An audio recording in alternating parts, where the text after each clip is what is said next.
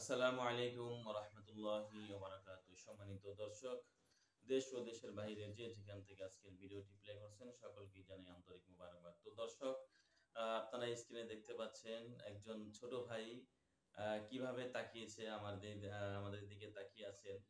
তো দর্শক, আসলে কথা বলতে চাচ্ছি সেটা হলো যে গত কয়েকদিন আগে আপনারা জানেন ছাত্র দলের বিশাল সমাবেশ সংগঠিত হয়েছে ঢাকাতে।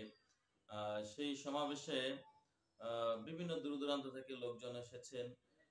আমরা তো ভেবেছিলাম সেখানে সবাই ছাত্র এবং প্রত্যেকেই, যেহেতু ছাত্র দলের সমাবেশ এবং ছাত্র সংগঠনের সমাবেশ, তো অবশ্যই সেখানে ছাত্রের বাইরে কেউ নয়। কিন্তু আমরা পরিলক্ষিত করলাম যে সাংবাদিকরা অনেককেই এরকম ধরেছে, অনেকের সামনে এরকম ভাবে মাইক্রোফোন ধরেছে, তারা তাদের স্কুলের নাম ঠিকানাটা পর্যন্ত বলতে পারে না। তো দর্শক, চলুন আজকে আমরা আগে একটি ভিডিও দেখে আসি। ছাত্র দলে আছেন? জি। কিসে পড়েন? 8 পড়ি, ক্লাস 8 12 নম্বর। জি, কোথায় পড়েন? মিরপুর 12। পড়া কথা জি, স্কুলের নাম বলতে পারেন না? জি, আমরা একজন শুনলাম যে ক্লাস 8 পড়ে, কিন্তু কোন স্কুল বা কলেজে পড়ে কিছুই বলতে পারলেন না।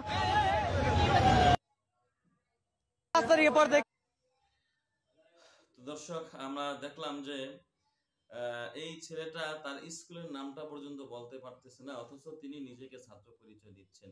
এতে আমাদের কাছে একটা বিষয় অবশ্যই স্পষ্ট হয়ে যায় যে ছাত্র দলের মধ্যে ছাত্র দলের যেই সমাবেশ রয়েছে সেখানে যাদেরকে উপস্থিত করেছেন, আমার কাছে মনে হয়, জানি না আপনাদের কাছে কি মনে হয়, আমার কাছে মনে হয় অবশ্যই তারা কিছু লোক সেখানে বখাটে কিছু ছেলেদেরকে ভাড়া করে নিয়ে আসছে তাদের জনসমাগম বৃদ্ধি করার জন্য বা মানুষের উপস্থিতি বেশি দেখানোর জন্য।